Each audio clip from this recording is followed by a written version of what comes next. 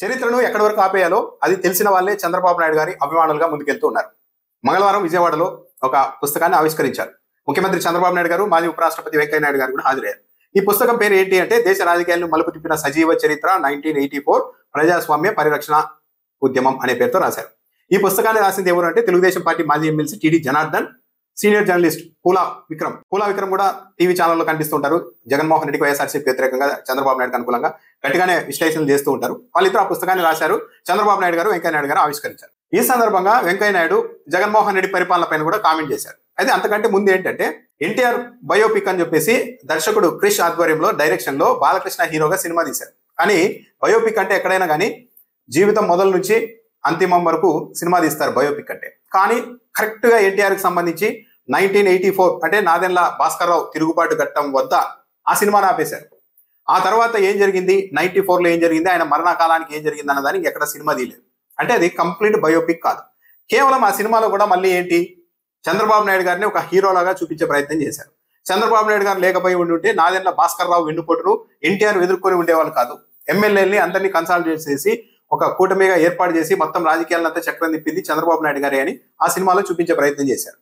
అంటే చంద్రబాబు నాయుడు గారికి ఎక్కడ మైలేజ్ వస్తుందో అక్కడి వరకు సినిమా తీశారు. ఈ పుస్తకాన్ని కూడా 1984 వరకు తీశారు కానీ రాశారు కానీ ఆ తర్వాత 94లో ఏమైంది అన్న వరకు రాయడం లేదు.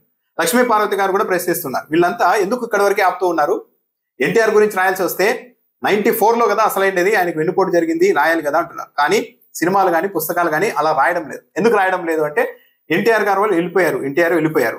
ఆయన వల్ల ఇప్పుడు ఉపయోగం లేదు చాలా మందికి.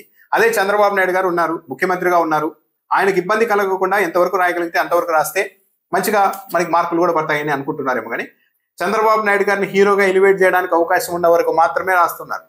పైగా నిన్న సభలో వెంకయ్య నాయుడు గారు రామోజీరావు పాత్రను కూడా ఈసారి ధృవీకరించారు. 1984లో రామోజీరావు ఇచ్చిన సహకారం అసాధారణమైందని కూడా చెప్పారు.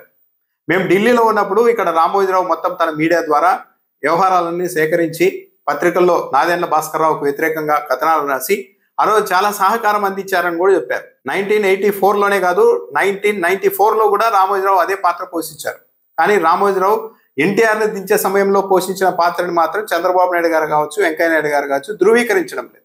ఎందుకంటే ఆ ఘట్టం జోలికి వెళ్తే చంద్రబాబు నాయుడు గారు, రామోజీరావు గారు సమర్థించిన వాళ్ళు అందరూ ప్రజల్లో నెగిటివ్ అవుతారు అన్నది వెంకయ్య నాయుడు గారికి తెలుసు.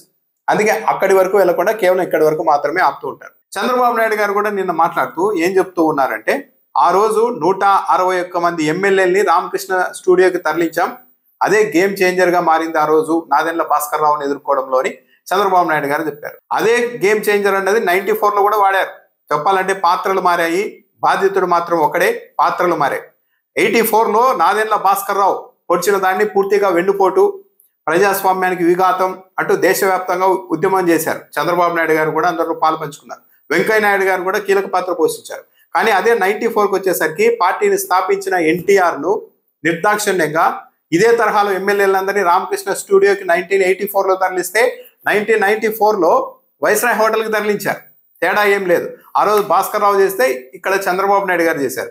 కానీ ఆ రోజు విద్రోహం అన్న వాళ్ళు ఇది మాత్రం పార్టీని కాపాడుకోవడానికి, రాష్ట్రాన్ని రక్షించుకోవడానికి చంద్రబాబు నాయుడు చేసిన ఒక త్యాగంగా వివరణిస్తూ ఉంటారు. బహుశా ఆ రోజుల్లో తనకు జరిగిన అన్యాయం పైన అంతిమ రోజుల్లో ఎన్టీఆర్ స్వయంగా ఇంటర్వ్యూలు ఇచ్చారు. ఆ వీడియోలు ఉన్నాయి, ఆడియోలు ఉన్నాయి.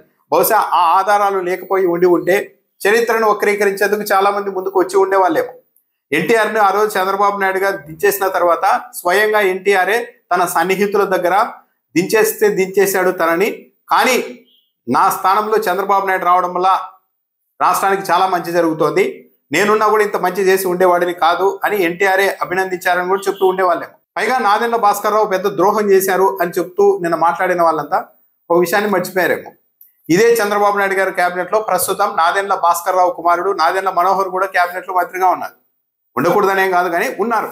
ఎన్టీఆర్ చరిత్ర అంటూ, ఎన్టీఆర్ బయోపిక్ అంటూ సినిమాలు తీస్తున్న వాళ్ళు, పుస్తకాలు రాస్తున్న వాళ్ళు కరెక్ట్ గా 1984 దగ్గర మాత్రమే స్టాప్ చేస్తూ ఉండడమే విచిత్రమైన పరిస్థితి. 94లో ఆయనకు జరిగిన అన్యాయం పైన మాత్రం సినిమాలు తీయడం లేదు. అంటే చంద్రబాబు నాయుడు గారి మెప్పు కోసమే ఎక్కడ ఆపితే చంద్రబాబు నాయుడు గారి దగ్గర మనకి మార్కులు వస్తాయో తెలిసిన అభిమానులు ఇవన్నీ చేస్తూ ఉన్నారనేది కూడా అర్థమవుతుంది. 1994లో ఎన్టీఆర్ కి జరిగిన వెన్నుపోటు ఘట్టం పైన కూడా సినిమాలు తీస్తే, పుస్తకాలు రాస్తే ఎన్టీఆర్ చంద్రబాబు నాయుడు గారిని ఏమన్నారు, చంద్రబాబు నాయుడు గారు ఎన్టీఆర్ ని ఉద్దేశించి ఎన్టీఆర్ ఒక నైతిక విలువలు లేని వ్యక్తి, అలాంటి వ్యక్తి తెలుగుదేశం పార్టీకి అవసరం లేదు అని మాట్లాడిన అంశాలన్నీ చూపెట్టాల్సి వస్తుందని భయపడ్డారా? వైస్రాయ్ హోటల్ దగ్గర జరిగిన ఘటనను రచించాల్సి ఉంటుందని వెనుకడుగు వేస్తూ ఉన్నారా?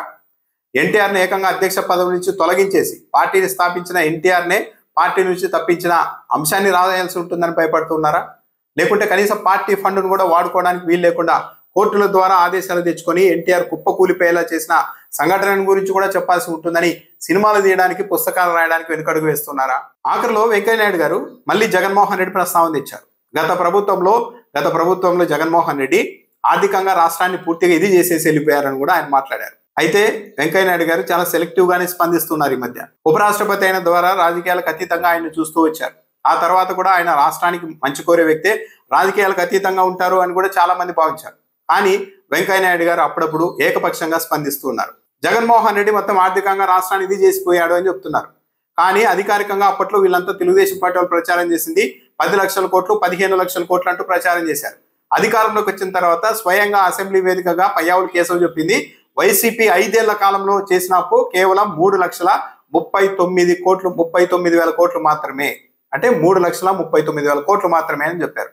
మరి ఆర్థికంగా నాశనం చేసి వెళ్ళిపోయారు జగన్మోహన్ రెడ్డి అని మాట్లాడుతున్న పెద్దలు, మరి చంద్రబాబు నాయుడు గారు అధికారంలోకి వచ్చిన ఈ 15 నెలల్లోనే ఏకంగా 2 లక్షల కోట్ల రూపాయలు అప్పు చేశారు కదా, దాని మీద ఎందుకు స్పందించడం లేదు? పేదరికం గురించి, ప్రజల గురించి ఆలోచించాలని చెప్తున్న పెద్దలు మెడికల్ కాలేజీలు ప్రభుత్వ పరం నుంచి ప్రైవేట్ వ్యక్తుల చేతుల్లో పెడుతున్నప్పుడు ఇది తప్పు అని ఎందుకు చెప్పడం లేదు? కేవలం చంద్రబాబు నాయుడుకు అనుకూలంగా ఉన్న అంశాలు, తెలుగుదేశం పార్టీకి అనుకూలంగా పనిచేస్తాయన్న అంశాలపైన మాత్రమే పెద్దలు సెలెక్టివ్ గా ఎందుకు స్పందిస్తూ ఉన్నారు? నిజంగా రాష్ట్ర శ్రేయస్సు కోరుకునే వాళ్ళైతే నాడు నేడు ఏదైనా పార్టీలకు అతీతంగా తప్పును తప్పు అని చెప్పాలి కదా, ఆ పని ఎందుకు చేయలేకపోతున్నారు?